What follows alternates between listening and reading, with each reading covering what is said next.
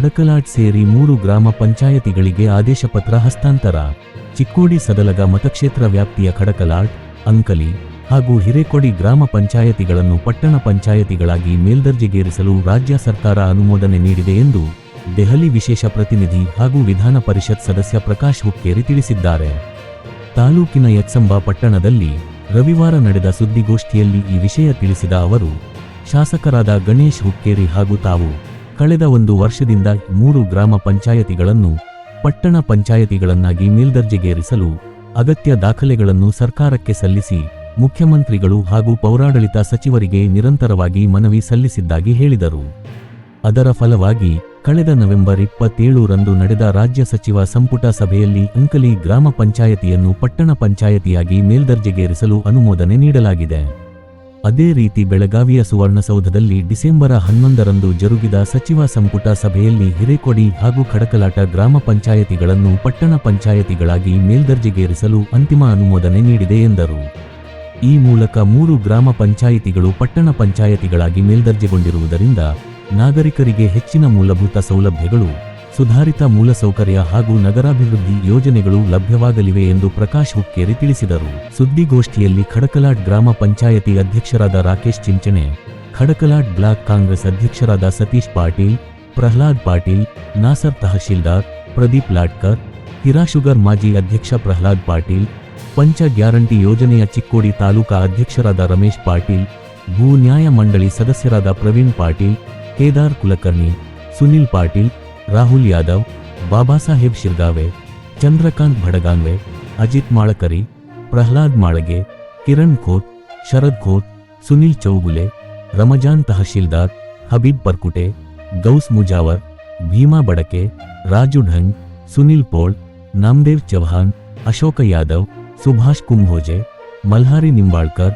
ಗೋಪಾಲ್ ವಾಗ್ಮೋಡೆ, ಸಾಗರ್ ಕೂಟ್, ರಮೇಶ್ ಚಿಂಚಣೆ, ರಜನಿಕಾಂತ್ ವರಾಳೆ, ಮಿಥುನ್ ವರಾಳೆ, ಶಿವಾನಂದ ಯಡ್ಡುರೆ ಮತ್ತು ಗ್ರಾಮ ಪಂಚಾಯತ ಸದಸ್ಯರು ಹಿರೇಕೊಡಿ ಗ್ರಾಮದ ಸುರೇಶ್ ಚೌಗಲ, ದಾದಾ ಪಟೇಲ, ಬಾಬರ್ ಪಟೇಲ, ಶಂಕರ ಟೊನ್ನೆ, ಬಾಬಾಸಾಹೇಬ ಗುಡಿಮನಿ ಸೇರಿದಂತೆ ಗ್ರಾಮ ಪಂಚಾಯತ ಸದಸ್ಯರು ಹಾಗೂ ಅಂಕಲಿ ಗ್ರಾಮದ ಪಂ ಮಾಜಿ ಅಧ್ಯಕ್ಷ ಸುರೇಶ್ ಪಾಟೀಲ, ರಂಜಿತ ಶಿರಸೇಟ, ಪಾಪು ಕಿಳ್ಳಿಕೇತ, ಪಾಂಡುರಂಗ ವಡ್ಡರ, ಅಜಿತ ಉಮರಾಣೆ, ಕುಮಾರ ಬುಬನಾಳೆ, ಅಶ್ವತ್ಥ ಶಿತೋಳೆ, ಸಂತೋಷ ಮಠದ ಗ್ರಾಮ ಪಂಚಾಯತ್ ಸದಸ್ಯರು ಹಾಗೂ ಇತರರು ಉಪಸ್ಥಿತರಿದ್ದರು. ಅದಾದ ನಂತರ 3 ಗ್ರಾಮದ ಮುಖಂಡರಿಗೆ ಆದೇಶ ಪತ್ರವನ್ನು ಪ್ರಕಾಶ ಹುಕ್ಕೇರಿ ಹಸ್ತಾಂತರಿಸಿದರು. ಖಡಕಲಾಟ ಗ್ರಾಮ ಪಂಚಾಯಿತಿಯನ್ನು ಪಟ್ಟಣ ಪಂಚಾಯಿತಿಯಾಗಿ ಮೇಲ್ದರ್ಜೆಗೆ ಏರಿಸಿದ್ದಕ್ಕಾಗಿ ಅಭಿನಂದನೆಗಳನ್ನು ಸಲ್ಲಿಸುತ್ತೇನೆ. ಮೊದಲಾಗಿ ಇವತ್ತಿನ ದಿವಸ ನಂಗೆ ಅಲ್ಸುಮಟ್ಟಿಗೆ ಚಿಕ್ಕೋಡಿ ಸದಲಗ ಕ್ಷೇತ್ರದಲ್ಲಿ ಒಂದು ಪಟ್ಟಣ ತರ ಯಾವ್ದ್ರ ಊರು ಮಾಡಿದ್ರ ಖಡಕಲಾಟ ಆಗೈತಿ. ಪಟ್ಟಣದಾಗ ಏನು ಖಡಕಲಾಟ ಕಮ್ಮಿ ಐತಿ ಹಿಂಗಿಲ್ಲ, ಖರೆ ಅದು ಖಡಕಲಾಟ ಗ್ರಾಮ ಪಂಚಾಯತ್ ಮೇಲ್ದರ್ಜೆಗೆ ಏರಿಸೋದು ಭಾಳ ಜರೂರಿ ಇತ್ತು. ಯಾಕಂದ್ರೆ ಊರು ಭಾಳ ದೊಡ್ಡದಾಗೈತಿ. ಅದಕ್ಕೆ ಅಭಿವೃದ್ಧಿಗೆ ಮತ್ತೊಂದು ಸ್ವಲ್ಪ ಅಂದ್ರೆ ಸಾವುಕಾರ ಮತ್ತು ಗಣೇಶನ ಮಾಡಿದ ಕೆಲಸದಿಂದ ಮತ್ತಷ್ಟು ಖಡಕಲಾಟ ಅಭಿವೃದ್ಧಿ ಆಗ್ತೈತಿ.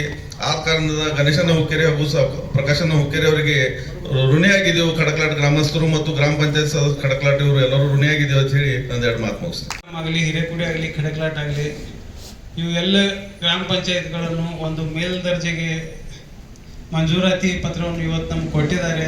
ಅದಕ್ಕೆ ನಮ್ಮ ನಾಯಕರಾದ ಪ್ರಕಾಶನ ಹುಕ್ಕೇರಿ ಅವರಿಗೆ ಹಾಗೂ ಗಣೇಶನ ಹುಕ್ಕೇರಿ ಅವರಿಗೆ ಮೊಟ್ಟ ಮೊದಲನೇದಾಗಿ ಅಭಿನಂದನೆಯನ್ನು ಸಲ್ಲಿಸ್ತೀನಿ. ಅದೇ ಪ್ರಕಾರ ನೀವು ಅವಾಗಿಂದ ಕೇಳಾಕತ್ತೀರಿ ಇವತ್ತೇನ್ರಿ ಕೆಲಸ ಅಂದ್ರೆ ಅಭಿವೃದ್ಧಿ ಬಗ್ಗೆ ಏನಾದರೂ ಹೇಳ್ರಿ ಅಂತ. ಅಭಿವೃದ್ಧಿ ಈಗಾಗಲೇ ನೀವು ಮಾಡ್ತಾ ಬಂದಿದ್ದೀರಿ, ಮುಂದೂ ಮಾಡ್ತೀರಿ ಅಂತ ನಮ್ಗೆ ವಿಶ್ವಾಸ ಅದ. ಇವತ್ತು ನಾವು ಉತ್ಸಾಹ ಆರ್ಡರ್ ಕಾಪಿ ತಗೋಕ್ ಬಂದೆವು. ಅಭಿವೃದ್ಧಿ ಇವತ್ತು ನಾವು ಏನೂ ಹೇಳಂಗಿಲ್ಲ. ಇಲ್ಲಿಂದ ಮುಂದೆ ನೀವು ಮಾಡ್ತೀರಿ ಮತ್ತು ನಾವು ಮಾಡ್ಕೋತೀವೋ ಅದ್ರ ಬಗ್ಗೆ.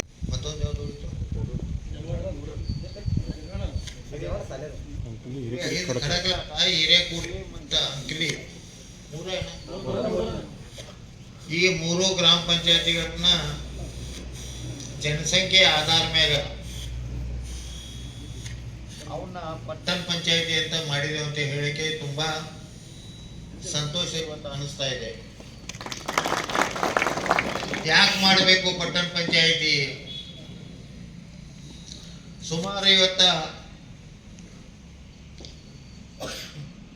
ನಮ್ಮ ಖಡಕಲಾಟ ಗ್ರಾಮ ಪಂಚಾಯತಿ ಭಯಂಕರ ವಿಸ್ತೀರ್ಣ ಆಗಿ ಜನಸಂಖ್ಯೆ ಕೂಡ ಅಲ್ಲಿ ಹೆಚ್ಚಾಗೈತಿ. ಅದ ಪ್ರಕಾರ ಅಂಕಲಿ ಕೂಡ ಆಗೈತಿ, ಅದ ಪ್ರಕಾರ ಹಿರೇಕೊಡಿ ಕೂಡ ಆಗೈತಿ. ಹಿರೇಕುಡಿಗೆ ಹೋಗಿ ಅದು ಚಿಕ್ಕೋಡಿಯಾಗ ಕುಡಿತಾರೆ.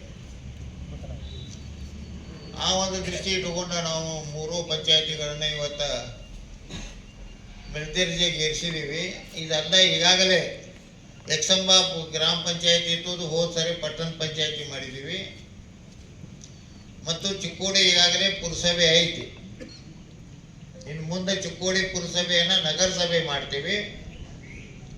ಆಮ್ಯಾಗ ಪಟ್ಟಣ ಪಂಚಾಯತಿ ಏನು ಅದಾವು ಇವನು ಕೂಡ ಮುಂದೆ ಏನು ಮಾಡಬೇಕು ಅನ್ನೋದ ವಿಚಾರ ಮಾಡ್ತೀವಿ. ಅವನು ಕೂಡ ಮತ್ತು ಮುಂದಿನ ವರ್ಷ ಮತ್ತು ಅವನ್ನ ಇದಕ್ಕಿಂತ ಮೇಲ್ದರ್ಜೆಗೆ ಏರಿಸ್ಬೇಕು. ಯಾಕೆ ಮೇಲ್ದರ್ಜೆಗೆ ಏರಿಸ್ಬೇಕಂದ್ರೆ ಅದರಿಂದ ಹೆಚ್ಚಿನ ಅನುಕೂಲ ಆಗ್ತೈತಿ. ಯಾಕಂದ್ರೆ ರಾಜ್ಯದಾಗ ಸುಮಾರು 600 ಗ್ರಾಮ ಪಂಚಾಯತಿ ಅದಾವ. 635 ಗ್ರಾಮ ಪಂಚಾಯತಿ ಇರೋದ್ರಿಂದ ಗ್ರಾಮ ಪಂಚಾಯತಿಗೆ ಅನುದಾನ ಬರುವುದಿಲ್ಲ. ಭಾಳ ಅಂದ್ರೆ ನರೇಗಾ ಆದ್ಮ್ಯಾಗ ಅವ್ರು ಅವಲಂಬಿಸಿ ಗ್ರಾಮ ಪಂಚಾಯತಿ ಇದು ಮಾಡಬೇಕಾಗ್ತೈತಿ. ಆದರೆ ಇವತ್ತು ಪಟ್ಟಣ ಪಂಚಾಯತಿ ಆಗೋದ್ರಿಂದ 15 ಫೈನಾನ್ಸ್ 15ನೇ ಹಣಕಾಸ SFC ಗ್ರಾಂಟ ಮತ್ತು ವಿಶೇಷವಾಗಿ ಮುಖ್ಯಮಂತ್ರಿ ನಿಧಿ ಇವೆಲ್ಲ ಕೂಡಿದ್ರೆ ಹೆಚ್ಚಿನ ಅನುದಾನ ಆ 3 ಪಂಚಾಯತಿಗಳಿಗೆ ಪಟ್ಟಣ ಪಂಚಾಯತಿಗೆ ಬರ್ತಾವಂತ ಈ ಸಂದರ್ಭ ಹೇಳ್ತೀವಿ. ಮೊನ್ನೆ ಸದನದಾಗ ಏನಾಯ್ತಂದ್ರೆ ಈಗೇನು ನಮ್ಮ ಸುರೇಶ್ ಪಾಟೀಲ್ ಏನು ವಿಷಯ ಎದ್ದಿರು ಸರಿಯಾಗಿ ಗ್ರಾಮ ಪಂಚಾಯತಿ ಕಡೆಯಿಂದ ಈ ಪೌರ ಕಾರ್ಮಿಕರಿಗೆ ಪಗಾರ ವ್ಯವಸ್ಥಿಸಿರಾಗಿ ಕೊಡಕ್ಕೆ ಆಗೋದಿಲ್ಲ ಅಂದ್ಮ್ಯಾಗ ಇದು ಮುಂದೆ ಸರ್ಕಾರನ ಪೌರ ಕಾರ್ಮಿಕರಿಗೆ ದುಡ್ಡು ಕೊಡ್ತಾರೆ, ಅವರಾಗೆ ದುಡ್ಡು ಕೊಡ್ತಾರೆ. ಅದು ಗ್ರಾಮ ಪಂಚಾಯತಿಯಿಂದ ಅದನ್ನು ಹೊರತುಪಡಿಸಿ ಇವತ್ತು ಪಟ್ಟಣ ಪಂಚಾಯತಿ ಆಗೈತಿ, ಅದಕ್ಕೂ ಕೂಡ ಅವರ ಕೊಡ್ತಾರೆ. ಮುಂದೆ ಸುರೇಶ್ ಪಾಟೀಲ್ ಏನು ಕೇಳಿದ್ರಲ್ಲ, ಅಲ್ಲಿ ಪಟ್ಟಣ ಪಂಚಾಯತಿಯಿಂದ ನೇರವಾಗಿ ಅವ್ರಿಗೆ ದುಡ್ಡು ಅವ್ರ ಅಕೌಂಟಿಗೆ ಜಮಾ ಆಗ್ತೈತಿ ಇನ್ನು ಮುಂದೆ. ಆದರೆ ಕೆಲಸ ಮಾಡೋದು ಜವಾಬ್ದಾರಿ ನಿಮ್ದು. ಕೆಲಸ ಅವ್ರ ಕಡೆಯಿಂದ ನೀವು ಕೆಲಸ ಮಾಡ್ಕೋಬೇಕೀಗ. ಇನ್ನು ಮುಂದೆ ಪಟ್ಟಣ ಪಂಚಾಯತಿ ಆಗಲಿ ಗ್ರಾಮ ಪಂಚಾಯತಿ ಆಗಲಿ ಪೌರ ಕಾರ್ಮಿಕರ ಪಗಾರ ಕೊಡೋ ಪ್ರಶ್ನೆ ಬರೋದೇ ಇಲ್ಲ. ಸರ್ಕಾರ ನೇರವಾಗಿ ಅವರಿಗೆ ಚೆಕ್ ಮುಖಾಂತರ ಪ್ರತಿ ತಿಂಗಳ ಕೊಡ್ತೈತೆ ಅಂತ ಹೇಳಿ ಇವತ್ತು ನಿಮಗೆ ಹೇಳಿಕ್ಕೆ ಇಷ್ಟಪಡ್ತಾ ಇದ್ದೀನಿ. ಆ ದೃಷ್ಟಿಯಿಂದ ಇವತ್ತು ಇಷ್ಟೊಂದು ದೊಡ್ಡ ಪ್ರಮಾಣದಾಗ ತಾವೆಲ್ಲರೂ ಬಂದಿದ್ದೀರಿ. ಮುಂದಿನ ಚುನಾವಣೆದಾಗ ನೀವು 28ನೇ ಚುನಾವಣೆದಾಗ ಮತ್ತೊಮ್ಮೆ ಗಣೇಶ್ ಹುಕ್ಕೇರಿ ಅವ್ರನ್ನ ಅಸೆಂಬ್ಲಿಗೆ ವಿಧಾನಸಭೆಗೆ ಕಳಿಸ್ಬೇಕಂತ ಕೇಳ್ಕೊಂಡು 2 ಮಾತುಗಳನ್ನ ಮುಗಿಸ್ತೇನೆ.